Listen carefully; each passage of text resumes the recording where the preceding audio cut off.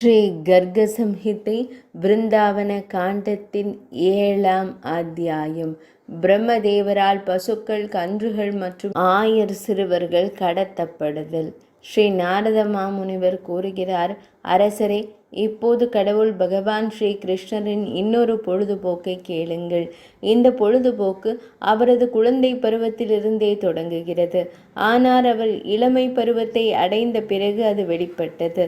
கம்பீரமான அசுரனிடமிருந்து கன்றுகளையும் ஆயர் சிறுவர்களையும் காப்பாற்றிய பின்னர் பகவான் ஸ்ரீ கிருஷ்ணர் அவர்களின் மகிழ்ச்சியை அதிகரிக்க விரும்பி யமுனை நதிக்கரைக்கு சென்று, அன்புள்ள நண்பர்களே, இந்த மென்மையான மணல் கரை மிகவும் அழகாக இருக்கிறது. இலையுதிர் காலத்தில் பூக்கும் தாமரை மலர்களின் மகரந்தத்தால் நிறைந்துள்ளது. இது 3 மடங்கு காற்றால் நறுமணம் கொண்டது, குளிர்ச்சியானது, லேசானது மற்றும் நறுமணம் கொண்டது. இந்த கரை தேனீக்களின் சலசலப்பால் நிரம்பியுள்ளது மற்றும் தோப்புக்கள் மற்றும் கொடிகளால் அலங்கரிக்கப்பட்டுள்ளது. ஆயர் சிறுவர்களே, நாளின் 1 மணி நேரம் கடந்துவிட்டது. மதிய உணவிற்கான நேரம் இது. எனவே இங்கே அமர்ந்து உணவை உட்கொள்ளுங்கள். இந்த மென்மையான மணல் நிலம் உணவருந்துவதற்கு ஏற்றதாக தெரிகிறது. கன்றுகளும் இங்கே தண்ணீர் அருந்தி பச்சை புல்லில் மேயும்.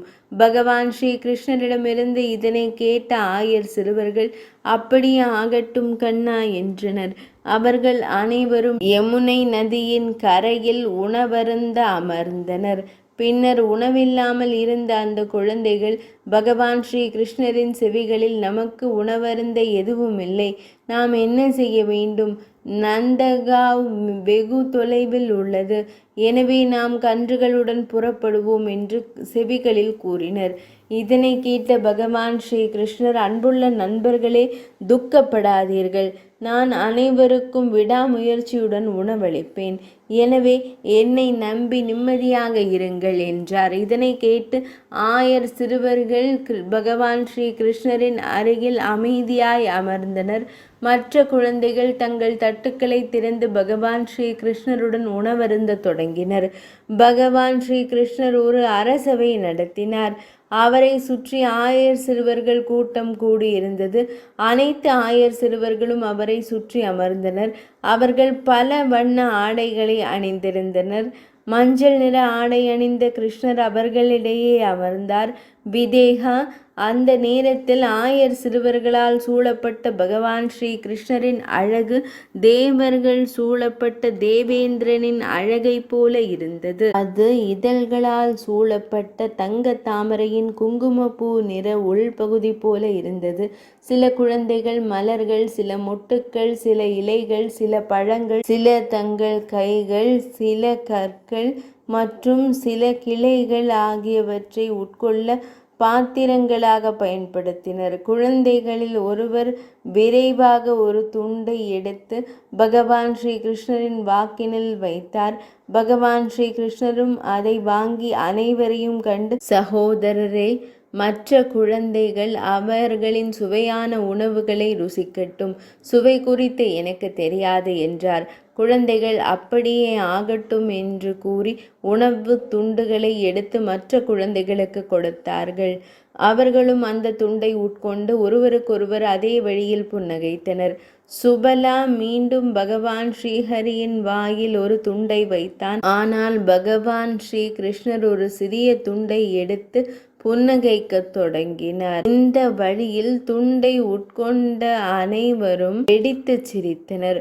குழந்தைகள், நந்தரின் மைந்தனே, கேளுங்கள். தாய்வழி தாத்தா பாட்டி ஆயர்களாக இருக்கும் ஒருவருக்கு உணவு குறித்த அறிவு இல்லை. அதனால்தான் உங்களுக்கு அந்த சுவை கிடைக்கவில்லை. இதற்கு பிறகு ஸ்ரீராமன் மாதவனுக்கும் மற்ற குழந்தைகளுக்கும் ஒரு துண்டு உணவை கொடுத்தார். பிரஜனின் குழந்தைகள் அதை மிகவும் சிறப்பாக பாராட்டினர். இதற்கு பின்னர் வருத என்ற சிறுவன் மீண்டும் பகவான் ஸ்ரீ கிருஷ்ணருக்கும் மற்ற குழந்தைகளுக்கும் மிகுந்த வற்புறுத்தலுடன் பல உணவுகளை வழங்கினான். பகவான் ஸ்ரீ கிருஷ்ணரும் அவர்கள் அனைவரும் சிறிது உட்கொண்ட பிறகு புன்னகைக்க ஆரம்பித்தார். நன்கு சிரிக்க ஆரம்பித்தார். குழந்தைகள் இதுவும் சுபலாவின் பலகாரம் போன்றது. இதை உட்கொண்ட பிறகு நாங்கள் அனைவரும் வருத்தப்படுகிறோம் என்றனர். இந்த வழியில் அனைவரும் தங்கள் பலகாரங்களை ருசித்து ஒருவருக்கொருவர் புன்னகைக்கவும் விளையாடவும் தொடங்கினர். இடுப்பில் ஒரு புல்லாங்குழல் கட்டப்பட்டிருந்தது. ஒரு குச்சியும் ஒரு கொம்பும் இருந்தன. இடது கரத்தில் ஒரு கிண்ணம் உணவு பிடித்திருந்தது. ஒரு துண்டு உணவு, விரல்களுக்கு இடையில் ஒரு பழம், நெற்றியில் ஒரு கிரீடம், தோள்களில் மஞ்சள் நிற பட்டாடை, கழுத்தில் காட்டு மலர் மாலை, இடுப்பில் ஒரு கச்சை, பாதங்களில் கணுக்கால், இதயத்தில் ஸ்ரீவத்ச மற்றும் கௌஸ்துப ரத்தினங்கள் ஆகியவற்றை அணிந்து கொண்டு பகவான் ஸ்ரீ கிருஷ்ணர் ஆயர் சிறுவர்களிடையே அமர்ந்து தனது நகைச்சுவையான பேச்சுக்களால் அவர்களை மகிழ்விக்க தொடங்கினார்.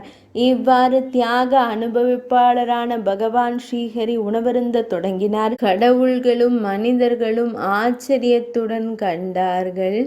அப்போது பகவான் ஸ்ரீ கிருஷ்ணரால் பாதுகாக்கப்பட்ட சிறுவர்கள் உணவருந்தி கொண்டிருந்த போது புல்லால் கவரப்பட்ட கன்றுகள் வெகு தொலைவில் உள்ள அடர்ந்த காட்டில் அலைந்தன. ஆயர் சிறுவர்கள் பயந்தனர். இதனை கண்ட பகவான் ஸ்ரீ கிருஷ்ணர், போக வேண்டாம், நான் கன்றுகளை இங்கே கொண்டு வருகிறேன் என்றார். இதனால் ஸ்ரீகிருஷ்ணர் எழுந்து நின்று கையில் உணவு துண்டை வைத்துக்கொண்டு குகைகள், தோப்புகள் மற்றும் அடர்ந்த காட்டில் கன்றுகளை தேடத் தொடங்கினார். பகவான் ஸ்ரீ கிருஷ்ணர் யமுனை நதிக்கரையில் பிரஜத்தின் குழந்தைகளுடன் சுவையான உணவை உட்கொண்டிருந்த போது தாமரை மலரில் பிறந்த பிரம்மதேவர் அசுரர்களின் விடுதலையை கண்டு அதே மகிழ்ச்சியை அடைந்தார். அந்த காட்சியினை கண்ட பிரம்மதேவர், இது பகவான் ஸ்ரீஹரி அல்ல, ஒரு பையன். அவர் பகவான் ஸ்ரீஹரியாக இருந்தால் அவர் எப்படி ஆயர் சிறுவர்களுடன் இவ்வளவு புனிதமற்ற உணவை உட்கொள்ள இயலும் என்று தனக்குள் கூறிக்கொள்ளத் தொடங்கினார். அரசரே, கடவுளின் மாயையால் கவரப்பட்ட பிரம்மதேவர் பின்வருமாறு கூறினார். தனது கடவுளின் இனிமையான மகிமையை அறிய தீர்மானித்தார். பிரம்மதேவரே வானத்தில் இருந்தார். இதற்கு பிறகு அகாசுரன் என்ற அரக்கனின் மீட்பரை கண்டு வியந்து அனைத்து பசுக்கள், கன்றுகள், ஆயர் சிறுவர்கள் மற்றும் குழந்தைகளை அழைத்து சென்று மறைந்தார் பகவான் ஸ்ரீ கிருஷ்ணர். இது ஸ்ரீ கர்க சம்ஹிதையின் ஸ்ரீ பிருந்தாவன காண்டத்தின் 7ஆம் அத்தியாயமான பிரம்மதேவரால் பசுக்கள், கன்றுகள் மற்றும் ஆயர் சிறுவர்கள் கடத்தல் என்ற 7ஆம் அத்தியாயம் இனிதே நிறைவடைந்தது.